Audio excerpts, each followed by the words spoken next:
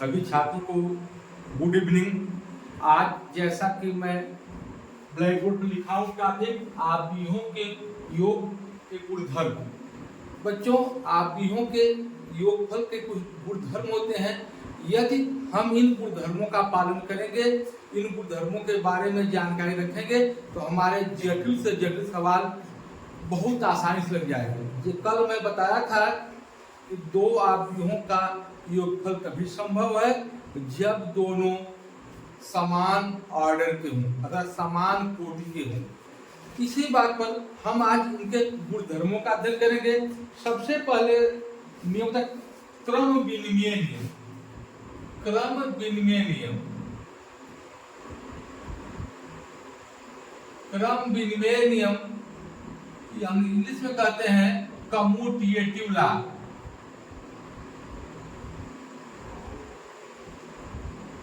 Commutative law अर्थात क्रम विनिमय, अर्थात देखो विनिमय में सब परिवर्तन। यदि हम दो आव्यूहों के योगफल करते समय अगर उनके हम लोग क्रम में यानी क्रम का परिवर्तन करते तो योगफल पर कोई प्रभाव नहीं पड़ता है। कहने का मतलब यदि a equal to A I J M cross N plus B equal to B I J M cross N, तो क्रम विनिमय नियम के अनुसार a plus B equal to B plus A, अर्थात a का जो ऑर्डर m क्रॉस n है, b का ऑर्डर m क्रॉस n है, तो a क्रॉस b का जो ऑर्डर होगा वो अभी m क्रॉस n होगा। जैसे मान लीजिए कि a plus B equal to A I J plus B I J, A I J plus B I J. अब इन दोनों को हम जोड़ लेंगे, इक्वल टू हो जाएगा equal to A I J plus B I J. चूंकि A I J and B I जे ये दोनों वास्तविक संख्याएं हैं, तो हम जानते हैं कि वास्तविक संख्याओं का योगफल क्रम विनिमय नियम का पालन करता है। तो इसको हम लिख सकते हैं कि B I J plus A I जे, इसको हम सेपरेट कर लें equal to B I J plus A I J, अर्थात हम इसको लिख सकते हैं equal to B plus A. इस प्रकार हम देख रहे हैं कि आव्यूहों के योगफल दो आव्यूहों के क्रम विनिमय नियम का पालन करता है, अर्थात दो आव्यूहों को जोड़ना है तो उनके क्रम परिवर्तन करने से उनके योगफल पर कोई प्रभाव नहीं पड़ता है। तो हमें उम्मीद है कि आप लोगों को यह समझ में आ गया होगा। अब हम दूसरा नियम बता रहे हैं, साहचर्य नियम, एसोसिएटिव लॉ। साहचर्य नियम, साहचर्य नियम में कम से कम 3 अवयवों का होना आवश्यक है। दूसरा रूल है साहचर्य नियम। साहचर्य नियम, साहचर्य नियम में यदि ए कामा बी तथा सी समान कोट के 3 आव्यूह हैं, समान कोट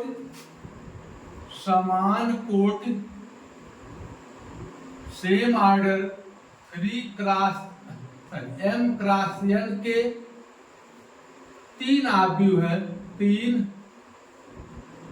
आव्यूह हैं, 3 मैट्रिक्स है।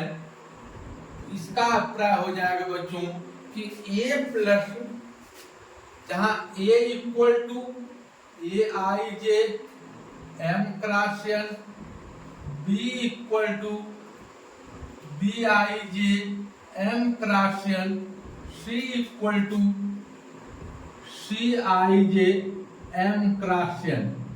तो हम इसको लिख सकते हैं कि एसोसिएटिव नियम के अनुसार, साहचर्य नियम के अनुसार ए प्लस बी ब्रैकेट में out of bracket C equal to A plus फिर ब्रैकेट में बी प्लस सी। यह होता हमारा एसोसिएटिव लॉ। इसमें हम ध्यान से देखते हैं कि जब तीन आव्यूह को जोड़ना है तो चाहे हम पहले और दूसरे को जोड़कर तब तीसरा जोड़े, या पहले के बाद दूसरा तीसरा जोड़कर तब उसमें पहला जोड़े, इस पे हमसे कोई योगफल कोई फर्क नहीं पड़ता है। हम इसको नियम द्वारा सिद्ध कर सकते हैं। कैसे कि हम लेफ्ट हैंड साइड ले रहे हैं बच्चों, प्यारे बच्चों, A plus B plus C equal to, हम ब्रैकेट में लिखेंगे बच्चों कि ए आई जे, ब्रैकेट में लिखेंगे हम लोग कि A I J plus plus B I J bracket बंद और प्लस बाहर लिखेंगे सी आई जे।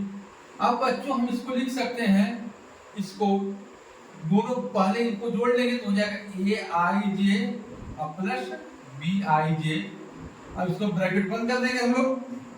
अब इसके पश्चात अब प्लस यहाँ ब्रैकेट में सी आई जे।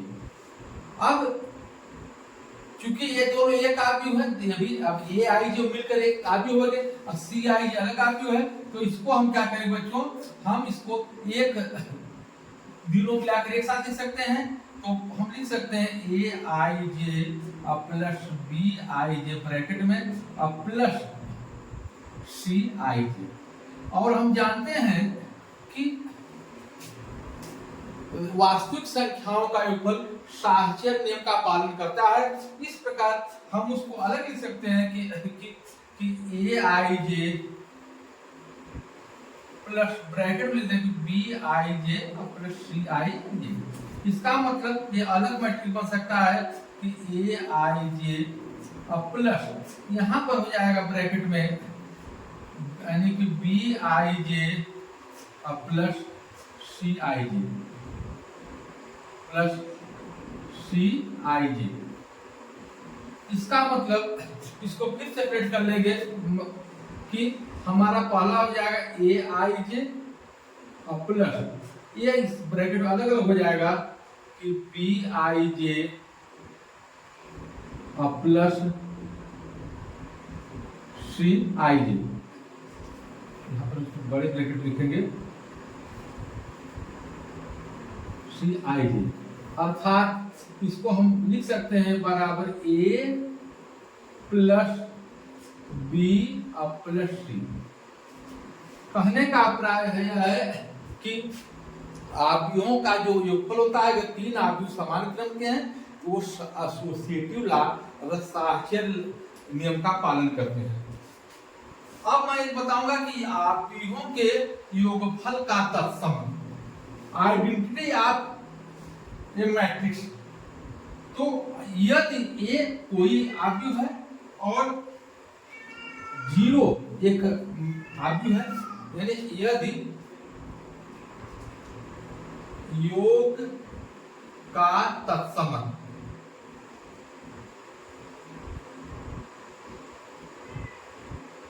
योग का तत्समक, इसको तत्समक का अस्तित्व, यूं कहिए योग के तत्समक का अस्तित्व,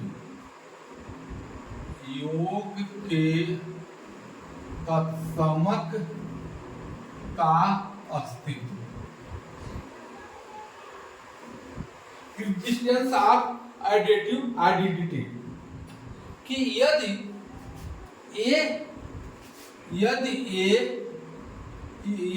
ए equal to A I J M cross N क्रम का कोई आव्यूह है और जीरो इक्वल टू समझ लो कि जीरो आई जे तो एम क्रॉस एन क्रम का शून्य आव्यूह है। शून्य आव्यूह वह आव्यूह होता है बच्चों जिसके सभी एलिमेंट सभी अवयव जीरो होते हैं।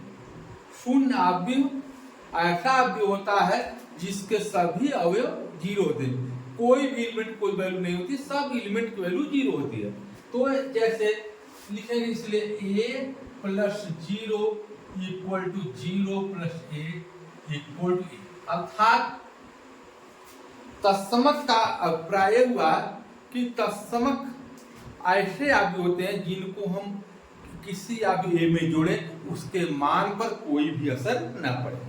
तो इसको हम जैसे for example suppose A equal to 2 3 1 5 minus 4 3 और प्लस 0 इक्वल टू, चूंकि इसका ऑर्डर 2 क्रॉस 3 है तो 0 जो दूसरा होगा उसका भी ऑर्डर 2 क्रॉस 3 होगा।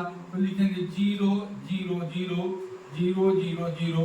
अब इसको हम कैसे कहेंगे, 2 plus 0 3 plus 0 1 plus 0 5 plus 0 minus 4 plus 0 3 plus 0 equal to आ जाएगा आपका 2 3 1 5 माइनस 4 और 3 इक्वल टू आ गया।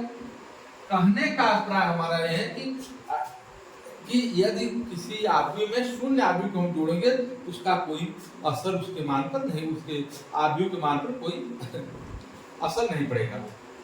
अब अगला प्रॉपर्टी है, अगली प्रॉपर्टी है कि योग के प्रतिलोम का अस्तित्व, एग्जिस्टेंस ऑफ एडिटिव इनवर्स, योग के प्रतिलोम का अस्तित्व। प्रतिलोम कोई आव्यूह एक ये ऐसा है यदि उसमें हम ऐसा दूसरा आव्यूह जोड़ दें कि दोनों का योगफल 0 हो जाए, 0 आव्यूह शून्य आव्यूह हो जाए, तो पहला आव्यूह दूसरे का यानी कि पहले आव्यूह दूसरे का प्रतिलोम कहलाएगा या दूसरा आव्यूह भी पहले का प्रतिलोम कहलाएगा। कहने का मतलब कि यदि योग के प्रतिलोम का, तो यदि A equal to A I J M cross N और बी इक्वल टू तो माइनस के लिए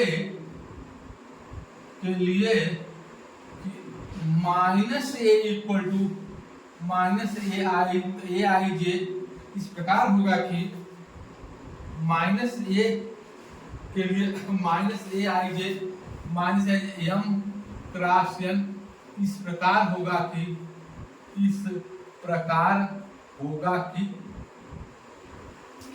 ए प्लस ब्रैकेट में minus A equal to minus A plus bracket में equal to 0 matrix, equal to 0 matrix, यानी ए और माइनस ए या minus A plus A equal to 0 हो जाता है। तो कोई भी मैट्रिक्स हो उसमें अगर हम उसका माइनस से जोड़ेंगे, अगर ए है तो माइनस से जोड़ेंगे तो वो दोनों 0 हो जाएंगे। तो इस प्रकार ए और माइनस से एक दूसरे के एडिटिव इनवर्स कहलाएंगे। इन्हीं मानों के साथ ये योगफल की प्रॉपर्टी समाप्त हुई। अब आज मैं कुछ प्रॉपर्टी बता रहा हूँ, यानी कि आव्यूहों के गुणनफल की प्रॉपर्टी। तो आव्यूहों के गुणनफल के गुणधर्म, आव्यूहों के गुणनफल के गुणधर्म,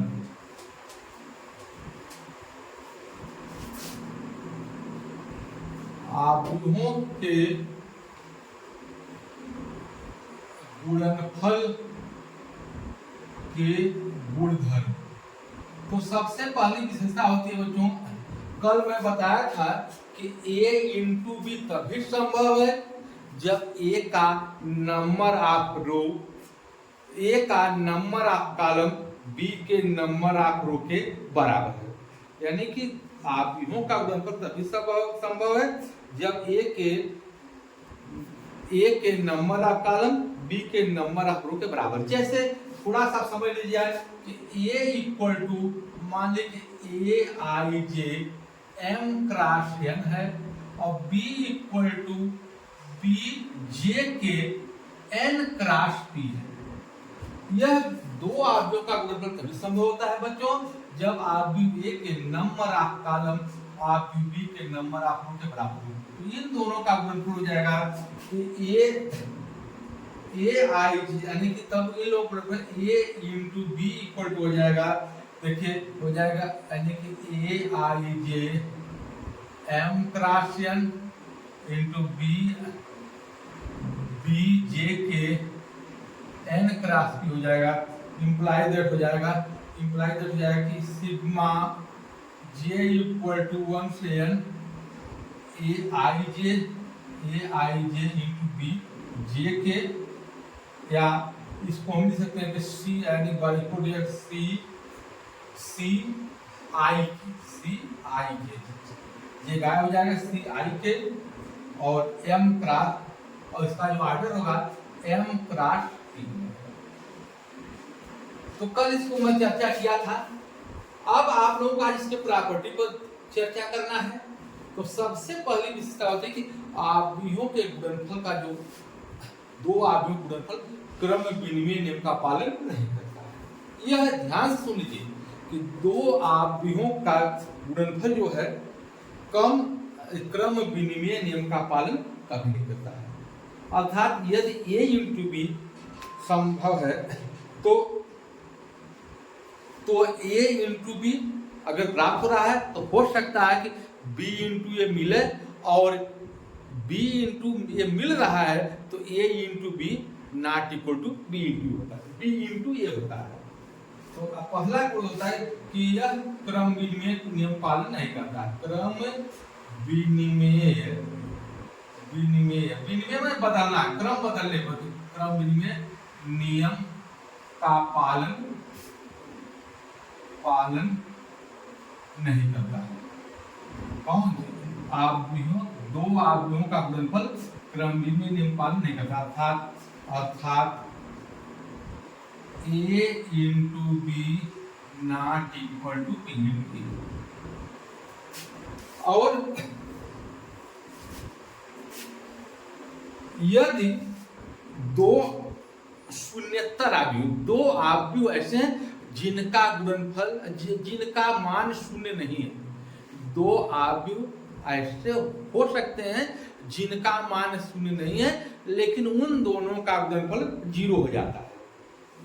तो यदि यानी कि हम जानते हैं कि दो संख्याएं ए और बी का गुणनफल 0 हो जाता है, तो या तो ए 0 हो या तो बी 0 हो, लेकिन दो आव्यूहों के गुणनफल के लिए यह कोई जरूरी नहीं कि दोनों 0 हों, लेकिन दोनों नॉन 0 रहेंगे लेकिन उनका गुणनफल 0 हो जाएगा। जैसे हो जाता है, जैसे माने कि यदि a इक्वल टू 0 -1 0 2 और b इक्वल टू 3 5 0 0। अब यहाँ पर हम बच्चों देखते हैं कि a is a non 0 2x2 matrix, b is also known 0 2x2 matrix. लेकिन अगर हम इन दोनों का गुणनफल करेंगे, क्योंकि यह 2x2 है, इसमें नंबर ऑफ कॉलम इसके नंबर ऑफ रो के बराबर है, इसलिए इसका गुणनफल संभव है, कल हम चर्चा किए थे। तो इसका गुणनफल करेंगे a into B equal to कैसे, इस रो को ऊर्ध्वाधर कॉलम में गुणा करेंगे, तो 0 इंटू 3 प्लस -1 इंटू 0। फिर पहली रो से दूसरे ऊर्ध्वाधर कॉलम गुणा करेंगे, 0 इंटू 5 प्लस -1 इंटू 0। फिर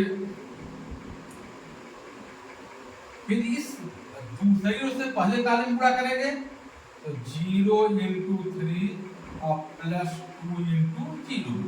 फिर यहाँ से दूसरी रो से दूसरे कॉलम गुणा करेंगे, 0 इंटू 5 प्लस 2 इंटू 0।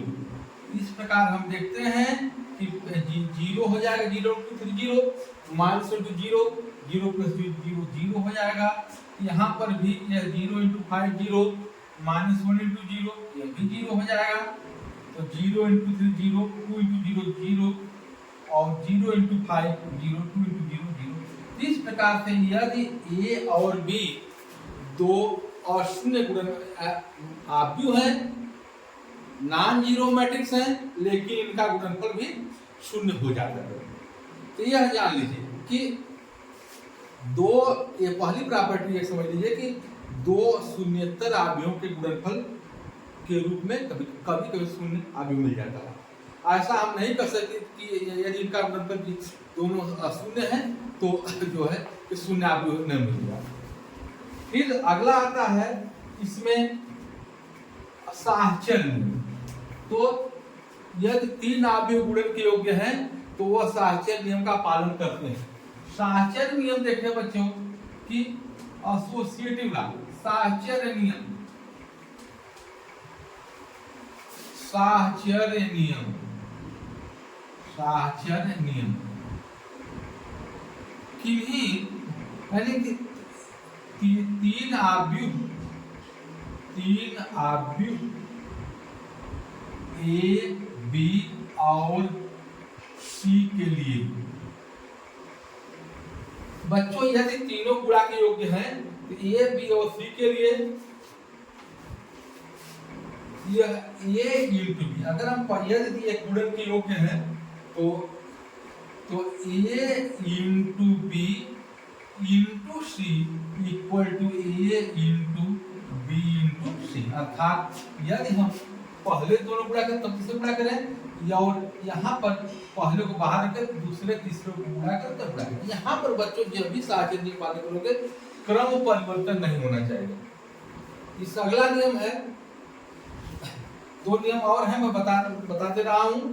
तो इसका मैं डिस्ट्रीब्यूटिव लॉ, वितरण नियम, वितरण नियम। आप इस नियमों से भली भांति परिचित हैं। जब यानी कि कोई भी कोष्ठक के बाहर कोई गिनती होती है तो उसका गुणा दोनों में होता है। इस नियम से भली भांति परिचित है कि ए पहला हो जाता है कि ए ब्रैकेट में B plus C equal to A into B plus A into C. यहाँ पर क्रम जब ए से गुणा करें वितरण में तो ए इंटू बी ही लिखेंगे, हम उसको बी इंटू ए कभी नहीं लिखेंगे। ये नियम मैं बता रहा हूँ, जब आगे इन्वर्स पढ़ाऊंगा, आगे इसका ट्रांसफर पढ़ाया जाएगा, वहां पर इसकी जरूरत पड़ती है। तो ए इंटू बी का मतलब ए से जब बी यानी गुणा करें तो ए इंटू बी होगा और ए इंटू सी होगा। यहाँ क्रम का बहुत महत्व है। यदि यही बात राइट हैंड साइड लिखी रहती है कि ए प्लस बी इंटू सी, मान लो इस कोई मैट्रिक्स यानी पहली दो मैट्रिक्स ब्रैकेट में है, बाहर है, इसको हम लिखेंगे A into C plus B into C. ये वितरण नियम हो गया। इसके पास एक और नियम है कि गुणनफल के तत्समक का अस्तित्व, आइडेंटिटी मल्टीप्लिकेशन और आइडेंटिटी, तो यानी मल्टीप्लिकेशन गुणनफल के तत्समक का अस्तित्व। तो आइडेंटिटी कैसे प्राप्त होती है? तो अगर आइडेंटिटी मैट्रिक्स है, यूं कहो आइडेंटिटी मैट्रिक्स है, तो उसका किसी भी मैट्रिक्स को गुणा करेंगे तो उसके गुणनफल कोई प्रभाव नहीं पड़ता है कि गुणनफल के गुणन के तत्समक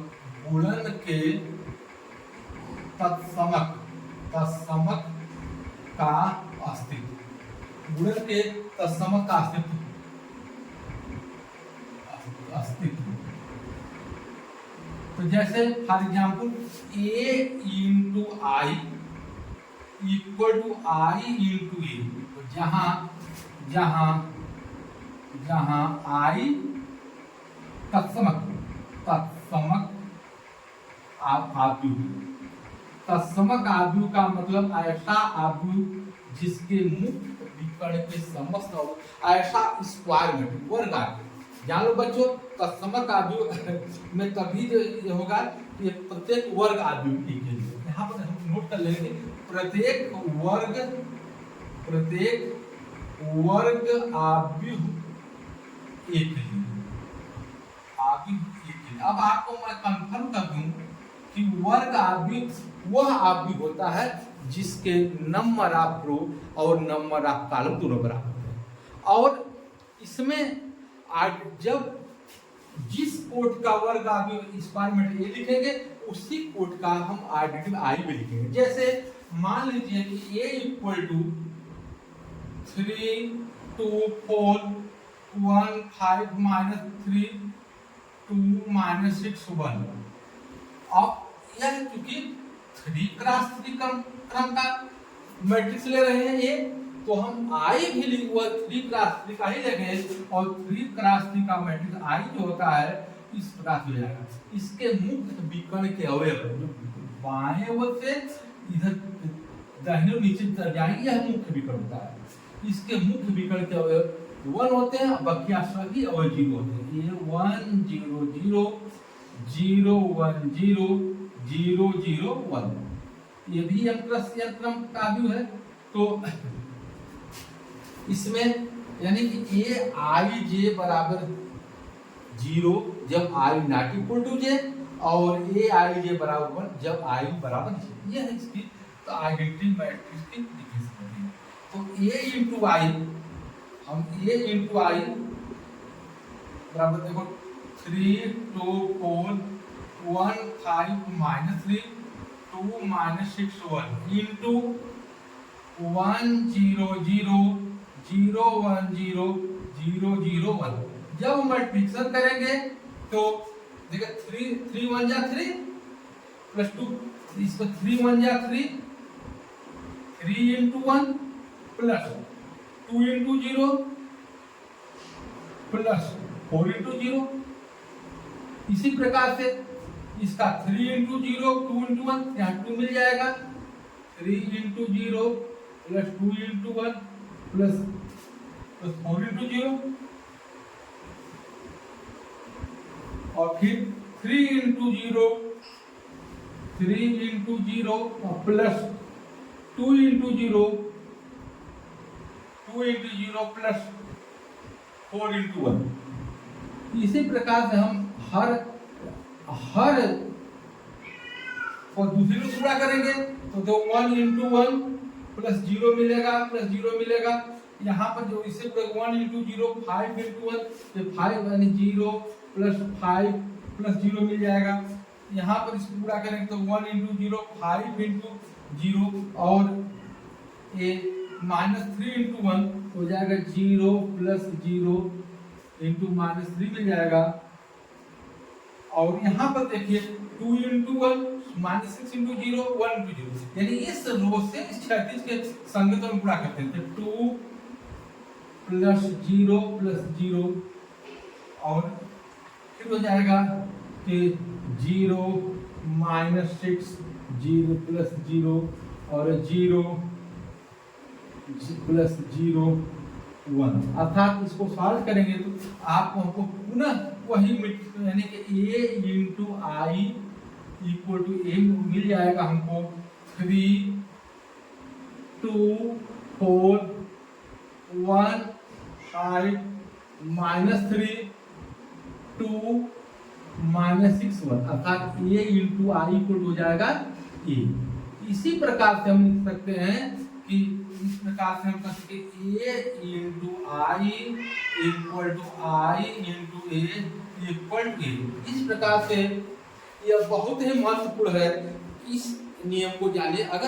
अगर यही एक 2 × 2 कराता है तो हम i लिखते 2 × 2 क्रम का 1 0 0 1। इस प्रकार से आज हमने योगफल और गुणन के गुणधर्मों के बारे में जानकारी लिया। कल हम इस प्रश्नावली 3.2 के उन सवालों को हल करेंगे जो परीक्षा के लिए बहुत उपयोगी होते हैं। आज के लिए इतना ही। बच्चों को परिश्रम पढ़ना। धन्यवाद।